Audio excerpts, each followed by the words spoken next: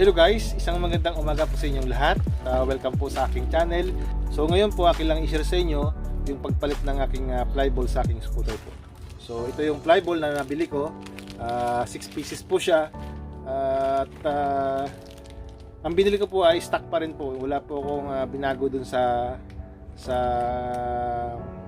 kanyang flyball po. Kung ano yung stock na flyball na sa akin, yun pa rin po yung binili ko para dito sa aking scooter po. Samahan niyo po ako sa kaunting minuto at para doon po sa mga baguhan. Madali lang po itong gagawin nating pagpalit na ating flyball po. So simulan na po natin, samahan niyo ako. So ito na po guys yung ating papalitan na flyball. I-check po natin. So ito guys, kung mapapansin nyo, may mga flyball ako na hindi siya talagang damage pa. So magagamit pa natin ito. So out of 6, napansin ko ito, out of 6 yung may kantuhan na po ay 2 po. So itong 2 okay pa ito.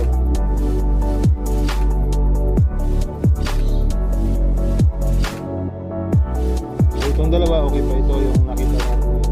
Itong 2 okay pa ito. I mean yung 4. So itong 2 nakita ko na may kantuhan na, ito yung po kailangan natin palitan po. So kung yung mapapansin, at may kantuhan na po ito. Yan po. Ito yung isa mayroon din. Yan po. So ito po kung kailangan palitan yung 2. So itong 4 na natira, tabi na lang po natin ito. Ang gagawin ko, itago ko na lang ito kasi magagamit ko pa ito. So itong nabili kong 6 na bago, ito po yung 6 na bago, ito po yung ipapalit ko. Tapos yung 4 na hindi pa damage, itong 4 i-keep ko na lang po ito para just in case magagamit ko pa ito sa matagal ng panahon na pwede ko magkaroon ng diet ko yung iba, pwede ko po ito isalpak. So ito yung gagamit natin yung 6.